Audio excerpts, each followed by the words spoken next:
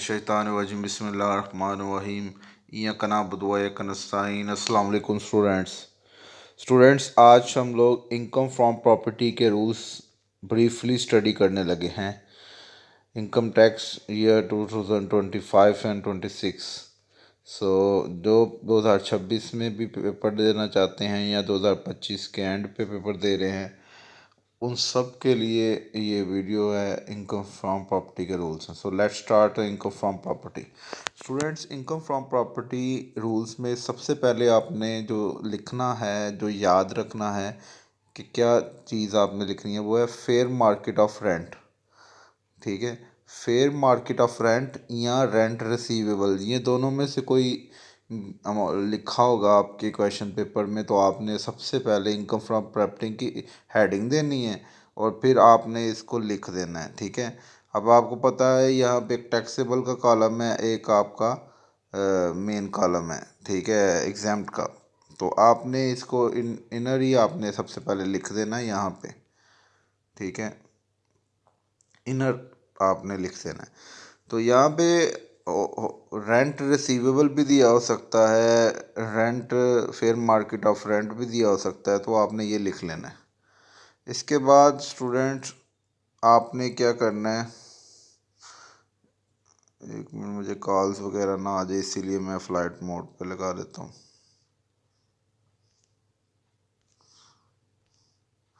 तो स्टूडेंट्स, आपने fair market of rent या रेंट रिसीवेबल दिया होगा, इसी तरह रेंट रिसीव दिया होगा, तो आपने इसको लिखना है। इनमें से जो बड़ी अमाउंट होगी, मतलब इनका अलग अलग अमाउंट दी होगा, फेयर मार्केट की अलग हो, रेंट रिसीव, इसमें से जो भी बड़ी अमाउंट होगी वो लिख लेनी है। इसमें कुछ चीज़ें ऐड होंगी, याद रखिएगा। फेयर मार्केट ऑफ रेंट लिखकर आपने यहाँ पे लिखकर कुछ चीज़ें ऐड करनी है। वो कौन सी चीज़ें हैं, और कुछ चीज़ें लेस करनी है। कुछ चीज़ें ऐड होंगी, कुछ चीज़ें लेस होंगी, वो आपने याद कर लेना है। अब कौन सी चीज़ें ऐड होंगी, सबसे पहले ऐड होगा 1/10 ऑफ अनएडजस्टेबल एडवांस। अनएडजस्टेबल एडवांस, जो अभी एडजस्ट नहीं हुआ एडवांस आप लेते हैं ना, जब भी आप कोई जगह लेते हैं किराए पे, तो वो 1/10 लेना है अनएडजस्टेबल एडवांस का।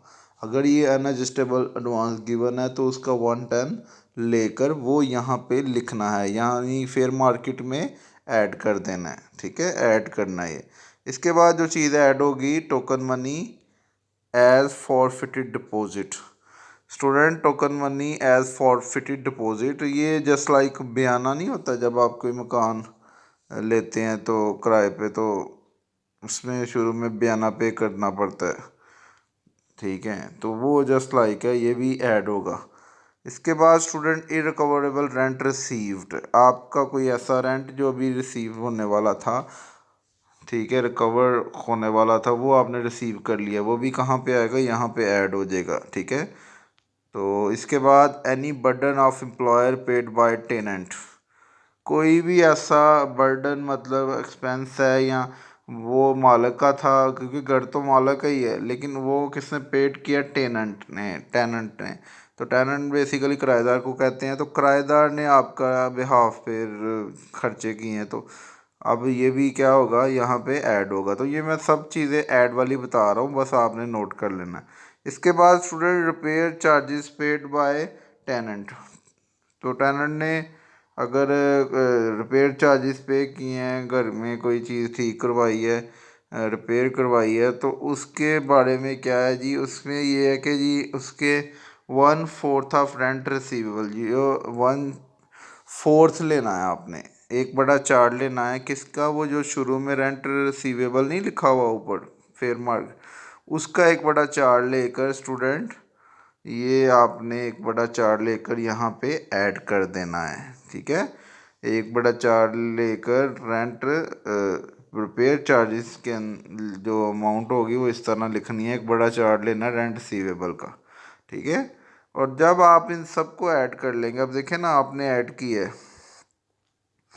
तो आंसर आएगा। अब यहाँ तक आपने जितनी भी चीज़ें हैं सारी ऐड की हैं, तो ये आंसर आया हमारे पास, ये जो लिखा हुआ है रेंट चार्जेबल टू टैक्स।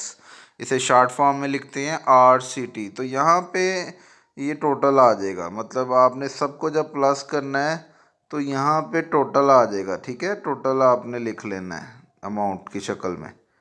तो स्टूडेंट्स ये तरीकाकार है कि फेयर मार्केट लेके सारी जो चीज़ें ऐड होनी है वो तो मैंने बता दी। अब लेस करना है अलोएबल डिडक्शंस। तो स्टूडेंट याद रखिएगा, अलोएबल डिडक्शंस ये लॉन्ग क्वेश्चन में भी आ जाता है कि कौन कौन सी अलोएबल डिडक्शन इन होती है इनकम फ्रॉम प्रॉपर्टी की। तो ये याद रखना है, ये लॉन्ग में भी आ जाता है, इसीलिए आप यहाँ ही याद कर ले इसके रूल्स, तो कितना फ़ायदा होगा। तो वो मैंने चीज़ें करवा दी हैं जो ऐड होंगी, अब वो चीज़ें करवा रहा हूँ जो लेस होंगी। इसे कहते हैं अलोएबल डिडक्शंस, कि कौन सी चीज़ें इनकम फ्रॉम प्रॉपर्टी में से लेस होती हैं। और ये लेस कहाँ से होती हैं? रेंट चार्जेबल टू टैक्स, क्योंकि आपके पास ऐड करके क्या है, रेंट चार्जेबल टू टैक्स। तो अब आराम से ये भी पढ़ लेते हैं कौन कौन सी चीज़ें लेस होंगी। तो स्टूडेंट सबसे पहले जो चीज़ लेस होगी, legal charges relating to property. Property के रिलेटिव जो भी चीज़ें हैं जी, जो भी चार्जेस हैं वो लेस होंगे। ठीक है, एनी टैक्स रिगार्डिंग प्रॉपर्टी, कोई भी टैक्स है प्रॉपर्टी के रिगार्डिंग है वो भी इसमें से लेस होगा RCT से। तो तरीकाकार इसका भी ये होता है, पहले इन सबको जमा कर लें फिर लेस कर लें इनर कॉलम में। ठीक है, यानी यहाँ पे आप कहीं पे जगह बना के इनको ऐड कर लें और फिर उसमें से जो टोटल अमाउंट आई है लेस कर लें, तो ये तरीकाकार बेस्ट है। इसके बाद रिपेयर अलाउंस लिखना है, वो आपने 1/5 ऑफ RCT। अब ये RCT तो आपने निकाल लिया है ना स्टूडेंट्स, ऊपर ये देखें ना, यहाँ पे इसकी एक अमाउंट आ गई है, तो इसका 1/5 लेना है रिपेयर अलाउंस के अंदर। ठीक है, इसके बाद स्टूडेंट्स रेंट कलेक्शन चार्जेस, आपने लिखना है रेंट कलेक्शन चार्जेस। अब इसकी अमाउंट आपको गिवन होगी एक्चुअल अमाउंट और 4% ऑफ RCT। आपने जो क्वेश्चन पेपर में रेंट कलेक्शन चार्जेस की अमाउंट होगी वो लिखनी है और 4% ऑफ RCT का 4% लेना है। अब RCT तो बता दिया, अब दोनों में आपने देखना है कौन सी कम अमाउंट है। ठीक है, तो फिर वो लिख लेनी है। इसके बाद इंश्योरेंस पे रिलेटिंग टू प्रॉपर्टी, ये अगर होगा वो भी आपने यहाँ पे लेस कर देना है, ऐड करके लेस कीजिएगा, ये बेस्ट तरीका होता है।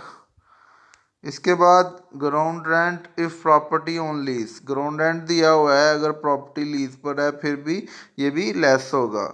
इरिकवरेबल रेंट, ऐसा रेंट जो इरिकवरेबल है, अभी तक रिकवर नहीं हुआ, ये भी लेस होगा। इसके बाद interest on loan for property, तो interest on loan for from property ये भी यहाँ से लेस होगा। बेहतर क्या चीज़ है? बेहतर ये है कि RCT में पहले आप अगर इनमें से कोई 2-3 चीज़ें दी हुई हैं पेपर में, तो आप दोनों को पहले ऐड कर ले फिर इसमें से लेस कर दे, तो ये आपके पास जो आंसर आएगा ना लेस करने के बाद, टोटल इनकम फ्रॉम प्रॉपर्टी, तो ये टोटल इनकम फ्रॉम प्रॉपर्टी आपका आंसर आ जाएगा स्टूडेंट्स।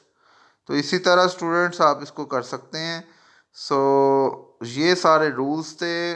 कुछ चीज़ें पहले आपने इनकम फ्रॉम प्रॉपर्टी की हेडिंग देनी है, फिर मार्केट लिखना है, कुछ चीज़ें ऐड होंगी और कुछ चीज़ें लेस होंगी। ये मैंने आज के लेक्चर में आपको इनकम फ्रॉम प्रॉपर्टी के मुकम्मल रूल्स बता दिए हैं। लेक्चर के एंड पे बहुत ही अहम बात जो कि हर दफ़ा मैं करता हूँ, सो वो सीखना है हमने, इन बातों को मैंने समझना है हम सब ने मिलकर। So let's start.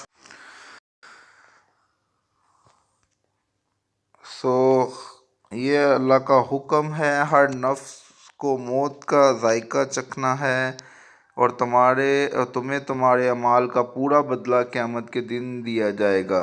फिर जो शख्स आग से बचा लिया जाए और जन्नत में दाखिल किया जाए वो कामयाब हो गया। दुनिया की ज़िंदगी तो महज एक फ़रेब है। तो आज का पैगाम यही है कि दुनिया की ज़िंदगी तो महज फ़रेब है, कामयाब वही है जो कि आग से बचा लिया गया और जन्नत में दाखिल कर दिया गया। ये हुक्म अल्लाह का हुक्म है, कुरान पाक में है और यही कामयाबी को कहा गया है। तो इसीलिए कोशिश करते रहना चाहिए, अल्लाह ताला से ज़्यादा मोहब्बत करनी चाहिए। कोई भी चीज़ हो वो अल्लाह की रज़ा के लिए हासिल करें, चाहे ये इल्म भी आप हासिल कर रहे हैं ये भी अल्लाह की रज़ा के लिए हासिल करें। तो कोशिश यही है कि अल्लाह ताला को खुश रखें हम मिलकर। एक और आयात से हमें पता चलता है जिसमें अल्लाह ताला ने कहा है, जान लो दुनिया की ज़िंदगी महज खेल तमाशा, ज़ीनत, आपस में फ़ख्र, माल और औलाद को बहुत ज़्यादा जमा करना है। तो यही है ज़िंदगी। आजकल आप देख लें एक दूसरे को मुकाबला चल रहा है कि सबसे ज़्यादा पैसा किसके पास है और एक दूसरे को नीचा दिखाने के लिए लगे हैं। और अल्लाह ने तो पहले ही कह दिया 1500 साल पहले ये जो कुरान पाक नाजिल हुआ तो उसमें ही कह दिया अल्लाह ताला ने, जो बातें की वो सारी हक और सच हैं बेशक। तो अल्लाह ताला मुझे आप सबको, हमारी फैमिली को, सब स्टूडेंट्स को इस इन सब बातों पर अमल करने की तौफीक अता फरमाए। आमीन। दुरूद शरीफ पढ़ते रहिएगा, दुआओं में याद रखिएगा। अल्लाह हाफिज़। Thank you very much.